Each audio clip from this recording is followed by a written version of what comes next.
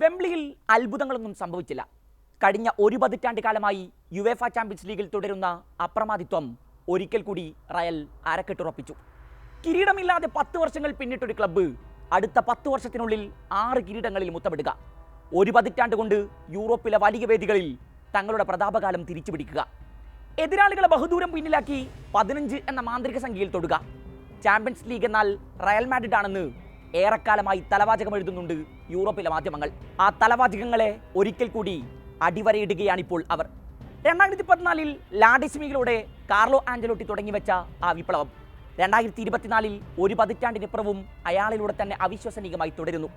ഇടക്കാലത്ത് റയൽ വിട്ടുപോയ ആഞ്ചലോട്ടിയെ Florentino Perez തിരികെ വിളിച്ചതും കഴിഞ്ഞ സീസണിൽ ലാലിഗയും ചാമ്പ്യൻസ് ലീഗും ഒക്കെ നഷ്ടപ്പെട്ടപ്പോഴും അയാളോട് തുടരാൻ ആവശ്യപ്പെട്ടതുമൊക്കെ എന്തിനാണെന്നിപ്പോൾ ആരാധകർക്ക് മനസ്സിലായി കാണും.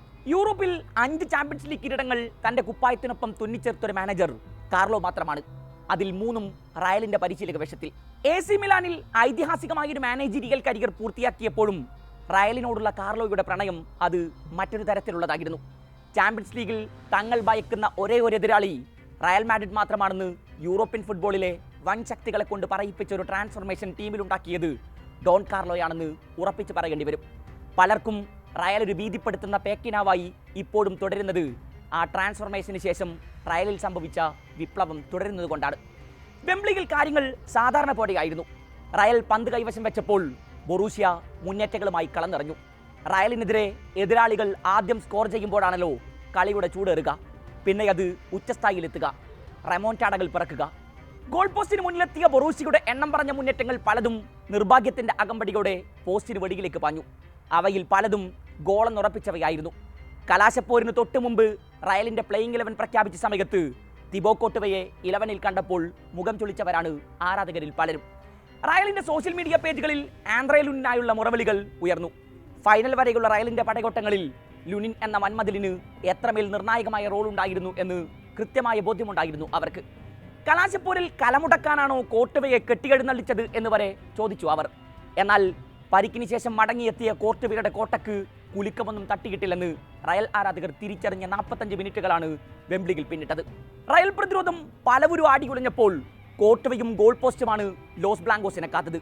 യൂറോ കപ്പിനുള്ള ടീമിനെ പ്രഖ്യാപിച്ചപ്പോൾ തങ്ങളുടെ ഇതിഹാസ ഗോൾ കീപ്പറെ ഒഴിവാക്കിയ ബെൽജിയം ടീം മാനേജ്മെന്റിനുള്ള കനത്ത മറുപടി കൂടിയായിരുന്നു കോർട്ടുവയുടെ അവിശ്വസനീയ പ്രകടനം.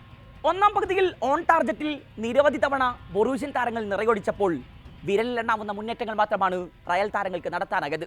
ഡഗൌട്ടിന് മുന്നിൽ അതുവരെ ശാന്തനായി കളിവീക്ഷിച്ചു നിന്ന ഡോൺ കാർലോ സെക്കൻഡ് ഹാഫിൽ തന്ത്രങ്ങൾ മുഴുവൻ മാറ്റി പരീക്ഷിക്കാൻ തന്നെ തീരുമാനിച്ചു. പ്രതിരോധത്തിൽ ബൊറൂഷ്യൻ മുന്നേറ്റങ്ങൾക്കായി ഇനി പഴുതുകൾ തുറന്നു കൊടുക്കരുതെന്ന് കാർലോക്ക് വാശിയുണ്ടായിരുന്നു. അങ്ങനെ രണ്ടാം പകുതി റയലിൻ്റേത് മാത്രമായി. ഇടതുവിങ്ങിൽ വിനീഷ്യസിന്റെ കുതിപ്പുകൾ, ഇടയ്ക്കിടെ വാൽവഡയുടെ ബുള്ളറ്റ് ഷോട്ടുകൾ, പോസ്റ്റിന് തൊട്ടുരുമിപ്പോയ ക്രൂസിന്റെ ഫ്രീ കിക്കുകൾ. ബൊറൂഷ്യ കളി മറന്നു തുടങ്ങി. അങ്ങനെ 74-ാം മിനിറ്റിൽ ലോസ് ബ്ലാങ്കോസ് കാത്തിരുന്ന ആ നിമിഷമെത്തി. റയൽ ജേഴ്സിയിൽ തന്റെ അവസാന മത്സരത്തിനിറങ്ങിയ ടോണി ക്രൂസ് തന്നെ റയലിന്റെ ആദ്യ ഗോളിന് വഴിയൊരുക്കണം എന്നതൊരു നിയോഗമായിരുന്നു. ലോസ് ബ്ലാങ്കോസിന് അനുകൂലമായി ലഭിച്ച കോർണർ കിക്ക് പെനാൽറ്റി ബോക്സിലേക്ക് പറന്നിറങ്ങുമ്പോൾ ഡാനി കാർവഹാലിന്റെ തല കൃത്യമായ പന്തിനെ ഗോൾ വലയിലേക്ക് തിരിക്കാനെത്തി. അതുവരെ ഗാലറിയിൽ ഉയർന്ന മഞ്ഞക്കടലിരമ്പം ഒറ്റയടിക്ക് നിലച്ചു. പിന്നെ അടുത്ത ഗോളിലേക്ക് വെറും 10 മിനിറ്റിന്റെ ദൂരം മാത്രം. ഇക്കുറി ബൊറൂഷ്യൻ പ്രതിരോധത്തിലെ പിഴവ് മുതലെടുത്ത് ബെല്ലിംഗാം നടത്തിയൊരു മുന്നേറ്റമാണ് ലക്ഷ്യം കണ്ടത്. ബെല്ലിംഗാം ഇടതുവിങ്ങിൽ ആരാലും മാർക്ക് ചെയ്യപ്പെടാതെ നിന്നിരുന്ന വിനീഷ്യസ് ജൂനിയറിന് പന്ത് കൈമാറുന്നു. ഗോൾ വലയിലേക്ക് നിറയൊഴിക്കാൻ വിനീഷ്യസിന് രണ്ടാമതൊന്നും ആലോചിക്കേണ്ടി വന്നില്ല. 2 ചാമ്പ്യൻസ് ലീഗ് ഫൈനലുകളിൽ റയലിനായി വലകുലുക്കി വിനീഷ്യസ് താൻ എത്രമേൽ ടീമിന് വിലപ്പെട്ടവനാണെന്ന് ഒരിക്കൽ കൂടി വിളിച്ചു പറഞ്ഞു. ഗ്യാലറിയിൽ ഇപ്പോൾ റയൽ ആരാധകരുടെ ആനന്ദാശ്രു പടരുന്നത് കാണാം. കാർലോക്ക് മൈതാനത്ത് പിന്നീട് ചില ചടങ്ങുകൾ മാത്രമേ ബാക്കിയുണ്ടായിരുന്നുള്ളൂ.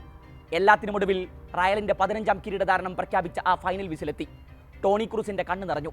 അയാൾ ഗ്യാലറിയിൽ കൂടി ആരാധകർക്കൊപ്പം ഒരിക്കൽ കൂടി ചേർന്നു നിന്നു. ലോസ് ബ്ലാങ്കോസ് ജേഴ്സിയിൽ തന്റെ അവസാന മത്സരം യൂറോപ്യൻ ഫുട്ബോളിലെ തന്നെ ഏറ്റവും വലിയ കിരീടം കൊണ്ട് അവസാനിപ്പിക്കാനായതിന്റെ ചാരിതാർത്ഥ്യമുണ്ടായിരുന്നു അയാളുടെ മുഖത്ത്. ഒപ്പം പടിയിറക്കത്തിന്റെ വേദനയും.